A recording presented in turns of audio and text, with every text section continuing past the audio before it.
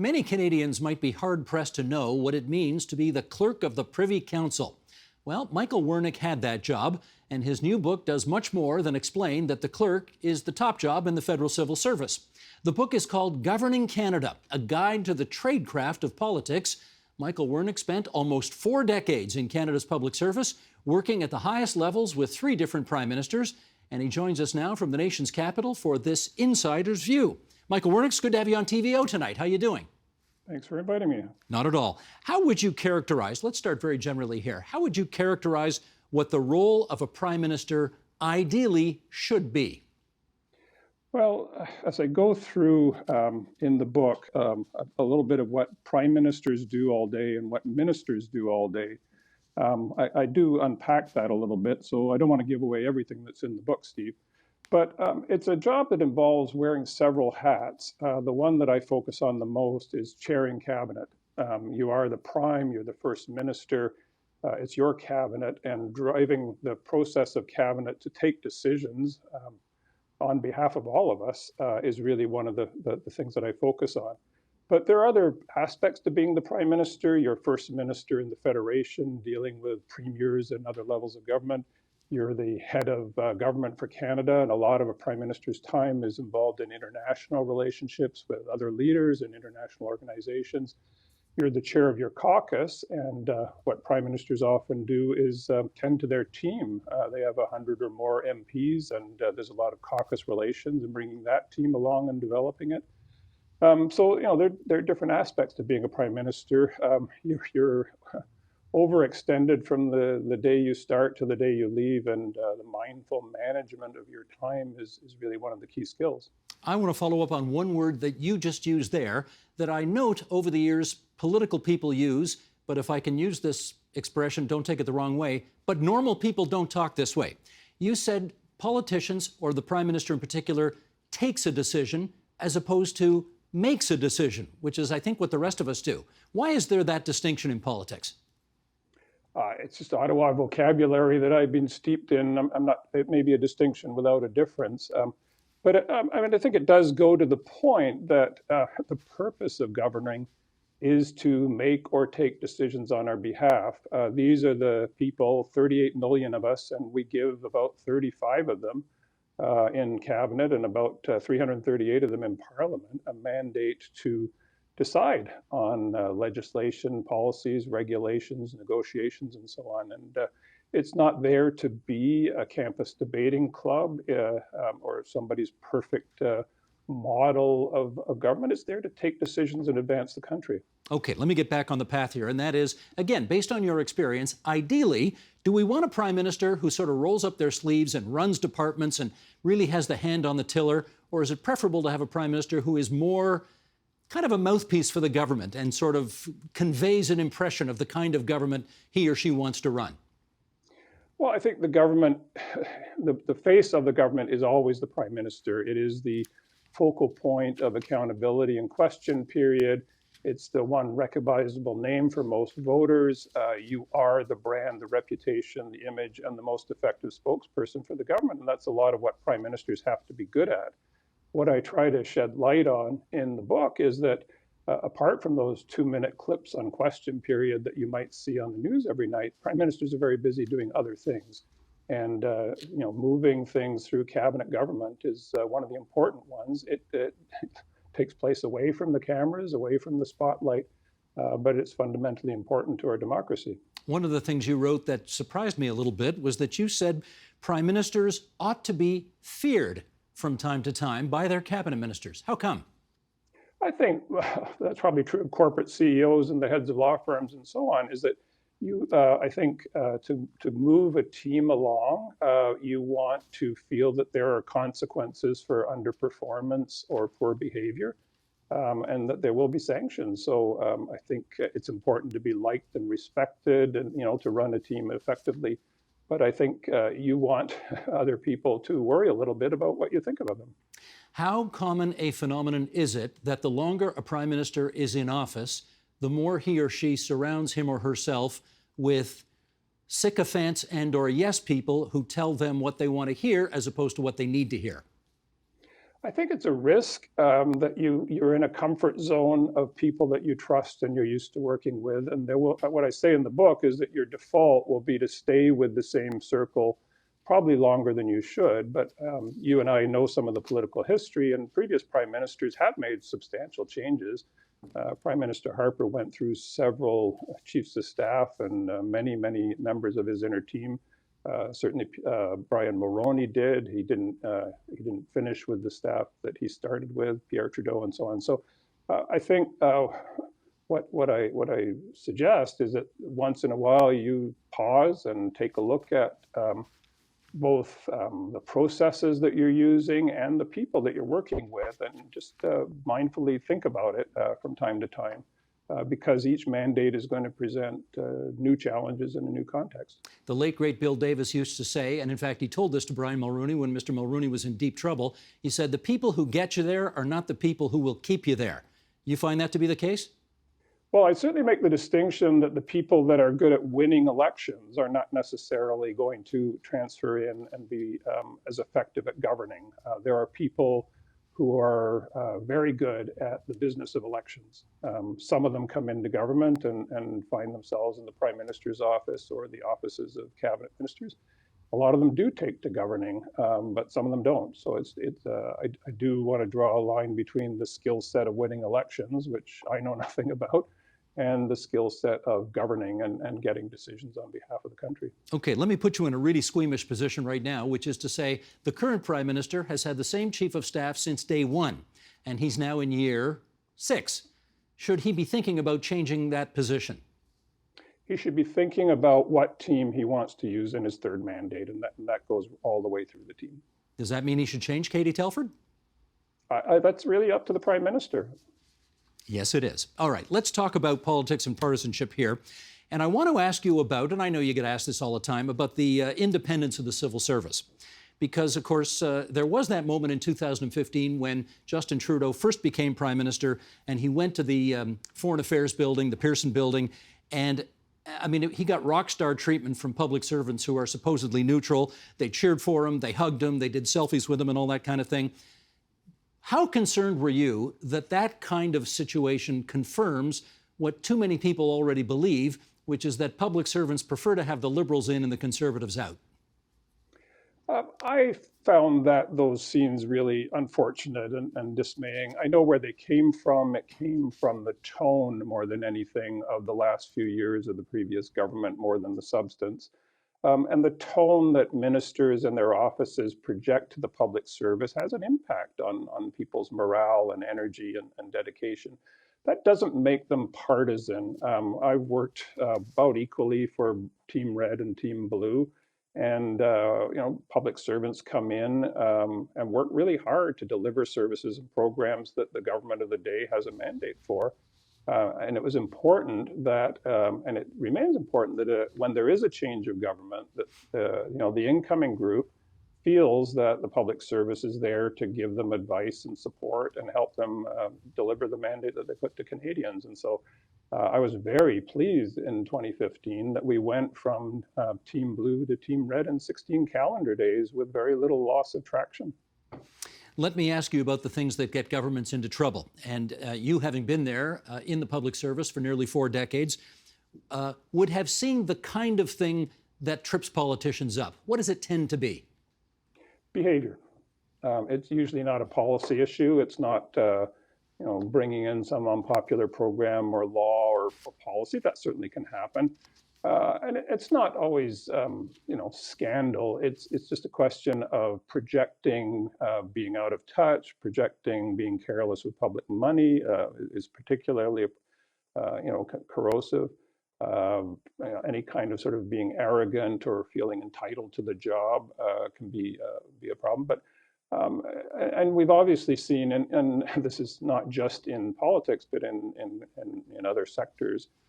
Behavior like personal conduct, harassment, bullying in the workplace, the way you get along with other people is really important. So it's basically a profession of people, and what I've seen over the years in terms of which careers flourish and which ones don't, it's almost always about behavior. Do you think one party suffers from it more than the other? No, I think the only real difference between parties is, from my perspective, is the ones that are in and the ones that are out. Being in government brings with it certain, constraints and temptations, and being in opposition does too. And that's really the fundamental difference. Bob Ray said that to me once. He said, we really overdo the analysis when we talk about liberals versus conservatives. It's really ins versus outs. The outs want to get in, the ins want to stay in, and that really motivates everything. You think there's something to that? I think that's a principal driver, and that's democratic politics. Governments want to remain in office so they can do the things that governments get to do. As I say, in the book, sometimes the point of winning elections is to be able to govern. And if you get to govern 2 or 3 mandates, you bend the curve of history. A lot of the media coverage focuses on whether a particular law or policy decision is popular or will bring you up or down in the polls and win the next election. But from my point of view, the point of winning elections is to be able to govern. Let me pull a quote from the book here. You wrote, "Any whiff of it, criminality in government, is very exciting and is likely to generate a frenzy." You say you can't make use of a government aircraft or a chartered aircraft without bringing down scorn or theatrical outrage. Is it your belief that government watchdogs and journalists often overhype or, I guess, sex up scandals that are really non-events at the end of the day? No, I think I want to be really well understood on this. A vigilant media and press and opposition and the institutional watchdogs, as we call them, are really important to effective government. They shed a light on things and force governments of all stripes to strive to do better. So we as Canadians are well served, by having that accountability and feedback loop. The point I was trying to make is that Canada is actually very well governed. If you look at any international index of transparency or corruption or effectiveness on all kinds of scales, I'd be happy to recite them for you. Canada has a very strong public sector, both at the federal and the provincial and municipal levels. And these transgressions that you do see in other countries of outright sort of nepotism and fraud and criminality and interference, in the judiciary, they just don't happen in Canada. And so even a whiff of it or an allegation of it is obviously a very serious matter. And I totally understand why they immediately, create something of a feeding frenzy in the media. And I'm not critical of that. I'm just saying if you're a minister, you need to be very mindful of that and behave correctly at all times. Now, what you just said is an empirically provable fact. If you go to Transparency International, you will find Canada very high up on the list. But we actually dropped a few places on the list last year because of 3 letters, SNC, which actually don't appear in your book. And I wonder why not. Well, I don't talk about any specific incidents in the book. It's a photo mosaic of governing over several years. I worked closely with 3 prime ministers, and I got to see another one up close. I was a deputy to several ministers. So what I'm trying to do is get a composite picture of how cabinet governments and shed light on the how. As one of the reviewers of the book said, it's not a tell-all, it's a how-to. And I think I'm in a unique position because of my cumulative experience, to talk about the tradecraft and what do these people actually do all day on our behalf. You are, and it's so rare for us to have somebody who's had your job on this program that I'm going to take advantage of it right now. And I'm not going to rehash the whole SNC-Lavalin thing again. But we've had Jody WilsonRaybould, the former Attorney General, on this program a couple of times, talking about the set of circumstances that ultimately led to her leaving politics and you leaving your job as the clerk. So let me just play a little snippet here of what she had to say in one of her previous appearances here, and then we'll come back and chat. Sheldon, if you would. It was my job to protect the government and to protect the prime minister from wrongdoing in terms of interfering with a prosecution. I would expect that any leader would look to their attorney general to do exactly the same thing. And certainly in terms of being a team, I want to be on teams where people hold true to their values and principles, have integrity, and speak up when something is wrong. And I will never ascribe to a politics where there is an assumption that being on a team or doing your job is doing what you're told by unelected people. What do you make of how she has interpreted her mission as a cabinet minister? It's I really don't want to get into a she said, he said with Ms. Raybould Wilson, maybe some other time. I think as a member of cabinet, you're in a unique position to have influence and to speak up. There are multiple opportunities. You're at caucus every week, you're at cabinet committees, you're sitting in question period, you're in the government lobby, you have access to the Prime Minister, to other cabinet ministers. As I said at the committee, you can pick up the phone, call PMO switchboard, and connect with anybody and say, you know, I need to speak to you about something. So I've always wondered why, the minister just didn't take up that opportunity. She had many opportunities to speak up if she was concerned, and she didn't do so. The matter was never raised at cabinet, other than two bookends. The deferred prosecution agreements, which are an entirely lawful thing for the minister to consider, were added to the criminal code on the recommendation and signature of that minister. And she spoke in favor of it cabinet, and it became part of Canadian law. And the next time the matter ever came up inside the cabinet room was after she had left as a minister.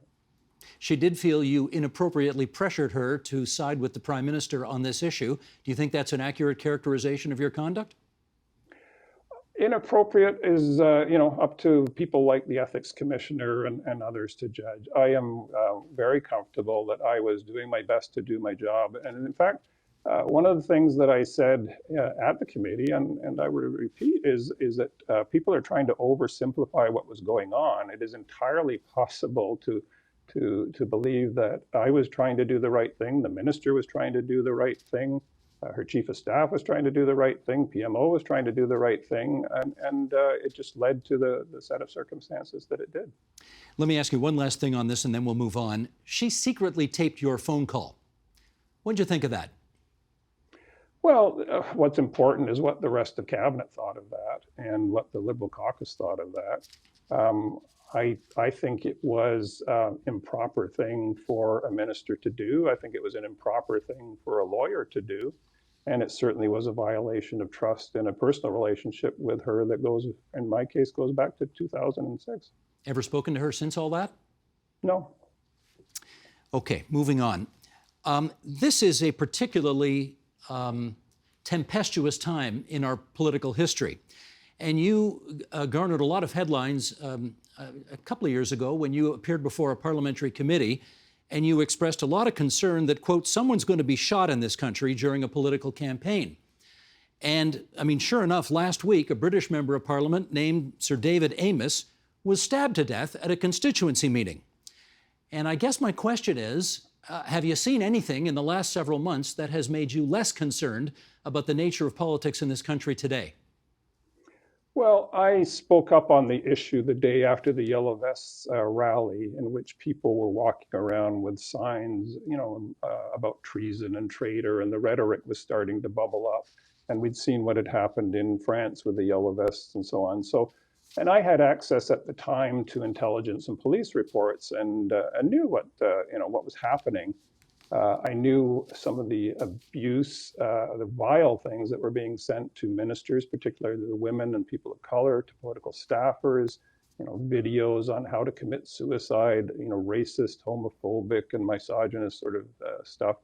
And the theory at the time was, well, let's not talk about it because it'll just encourage copycats. And I just felt, I needed to call it out at the time. Since I left, I don't have access to that flow of information. I've talked to a few politicians.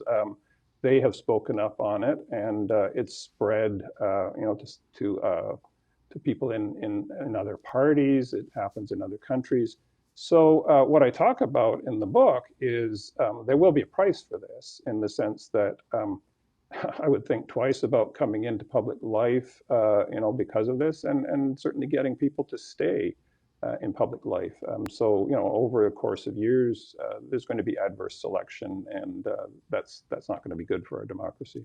When in the last federal election campaign you saw somebody pitch a handful of gravel at the Prime Minister when he was on the hustings, what went through your mind at that moment?